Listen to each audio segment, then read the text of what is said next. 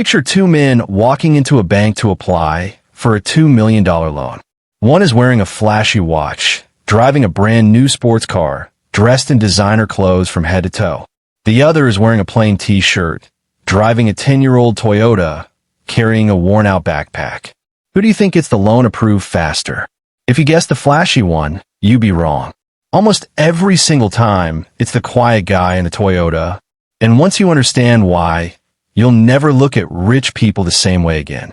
There's a secret the truly wealthy understand that almost nobody else does. It's the reason some people stay rich for generations, while others who look rich today are broke within 5 years. Stick with me, because by the end of this video, you'll see money completely differently. Welcome to Quiet Wealth, where people who are serious about changing their financial story come to think differently, build slowly, and win for life. Let's start with something that might shock you.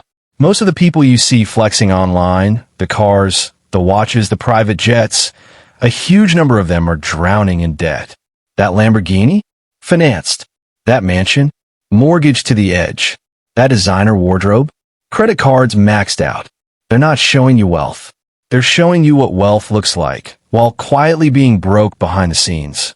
It's like renting a costume for a party and pretending it's your real wardrobe. Here's the thing about real wealth.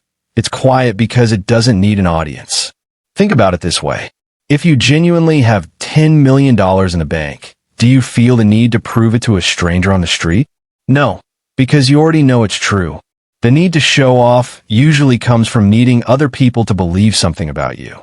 And the people who already believe it about themselves don't need that validation. There's a famous example of this. Many of the world's richest people, the ones who actually built empires, drive cars you wouldn't even notice in traffic. Not because they can't afford better, but because spending money on things that lose value the moment you buy them feels wasteful to someone who thinks in decades, not days. A car that costs $100,000 today might be worth $40,000 in 5 years. That's $60,000 gone just to look a certain way for a while. So here's the first big lesson, and write this down if you need to. Visible wealth and actual wealth are often opposites. The person flashing the most is often trying to convince themselves and everyone around them that they've made it. The person who actually made it already knows and doesn't feel the urge to announce it. Once you start seeing money this way, you'll start noticing it everywhere, in your friends, in influencers, even in your own family. Now let's talk about something called lifestyle creep, because this is where most people lose the game without even realizing it. Lifestyle creep is simple. Every time your income goes up, your spending quietly goes up too, until you're back to feeling broke just with nicer things. You get a raise, so you upgrade your apartment. You get a bonus, so you buy a better phone. Before you know it, you're earning 3 times what you used to, but you have the same $0 left at the end of the month. Rich people who stay rich understand this trap, and they fight against it on purpose. When their income increases, they don't let their spending increase at the same speed.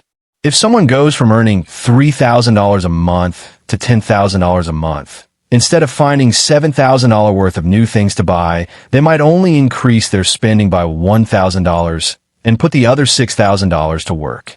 That gap between what you earn and what you spend is where wealth is actually built. Everything else is just decoration. Here's a simple way to picture it. Imagine your money as water and your wealth as a bucket. Every dollar you earn pours water into that bucket. But every dollar you spend on things that don't grow in value pokes a hole in the bottom of that bucket. You can pour in as much water as you want, but if the holes are big enough, the bucket stays empty forever. Showing off is basically poking more holes in your own bucket, on purpose, just so other people can see how much water you're pouring in. This is exactly why someone earning $40,000 a year can end up wealthier than someone earning $400,000 a year. It's not about how much comes in. It's about how much stays. The flashy spender with a huge salary might have more water flowing in, but they also have more holes. Meanwhile, the quiet saver is patiently filling their bucket, year after year, while nobody's watching and nobody's clapping. Now here's where it gets really interesting, because there's a psychological reason behind all of this, and it explains so much about how people behave with money. Humans are wired to compare themselves to others. It's built into us from thousands of years ago, when status in your tribe could mean the difference between survival and starvation. But here's the problem. In today's world, this same instinct gets hijacked by social media, advertising, and the people around us, making us spend money try to win a game that was never actually about money in the first place. When someone buys something expensive just to be seen with it, what they're really doing is trying to buy a feeling. The feeling of being respected. The feeling of being envied. The feeling of matching. But here's the catch. That feeling doesn't last. It fades within days, sometimes hours, and then they need the next thing to feel it again. It's the same loop as eating junk food when you're sad. It feels good for a moment, but it never actually fixes the real hunger. Truly wealthy people often figure out, sometimes the hard way, that this feeling can't be bought.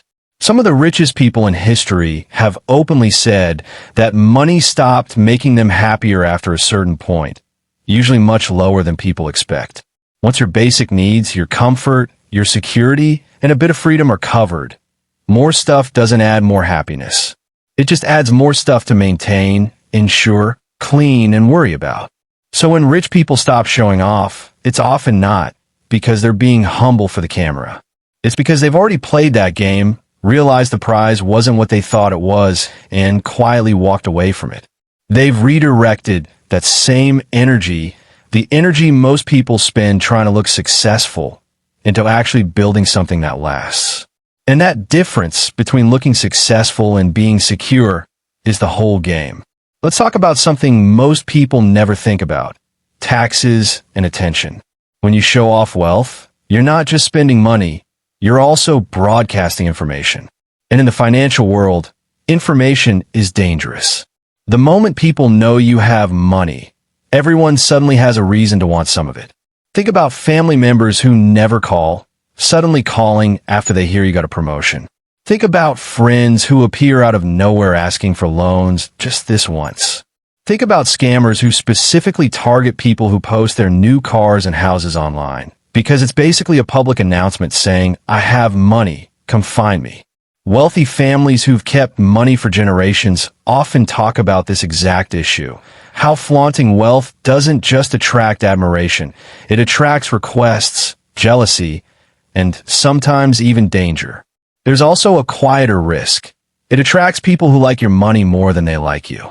Imagine dating someone, and you can never be sure if they're with you because of who you are or because of what you have.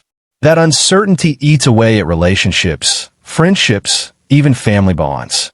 Many wealthy people choose to live modestly specifically so the people in their lives are there for the right reasons, not because of a number in a bank account. So staying quiet about money isn't just about saving money on stuff. It's also a form of protection. It protects your relationships, your safety, your peace of mind, and sometimes even your business deals, because the moment people think you have money to burn, prices for everything around you mysteriously go up. The contractor charges more. The seller doesn't negotiate. The taxi fare doubles. Looking rich often makes everything in life more expensive. Now let's get practical, because understanding this is great, but applying it is what actually changes your life. The first step is learning to separate your image from your identity. Your image is how others see you. Your identity is who you actually are and what you actually have. Most people spend their entire lives trying to fix their image, when the real work, the work that actually pays off, happens in fixing their identity, meaning what's actually in their bank account, their skills, and their assets. The second step is learning to enjoy invisible wins. This is huge. An invisible win is something that improves your life, but nobody else can see.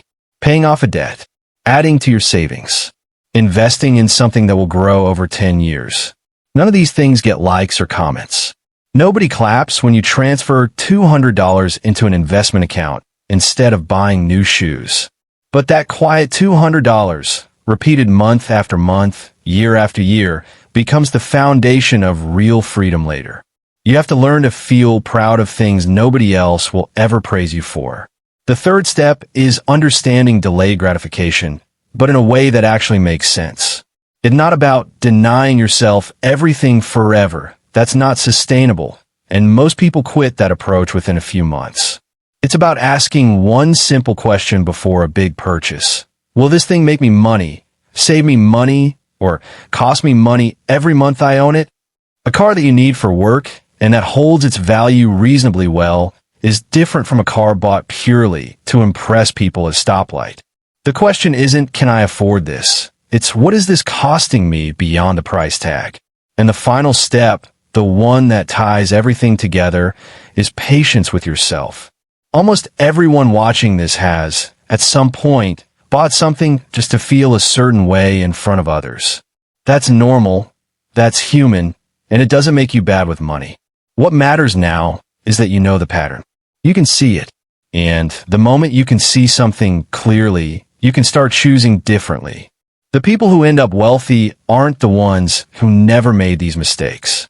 They're the ones who noticed the pattern early and quietly, without announcing it to anyone, decided to play a different game. So the next time you see someone flexing online, a car, a trip, a watch, don't feel behind. Don't feel like you're losing some race. Because chances are, you're not even looking at the real scoreboard. The real scoreboard is invisible. It's in bank statements nobody sees, in investment accounts that grow quietly in the background, in debts that don't exist because someone chose not to create them. If this video gave you a new way of looking at money, the best thing you can do right now is sit with it. Think about one thing in your own life where you might be spending to be seen instead of spending to build. You don't have to change everything today. Just notice it. That's where it starts. And if you want more videos that break down money in a way that actually makes sense, simple, real, no fluff, make sure you're subscribed because this channel is just getting started.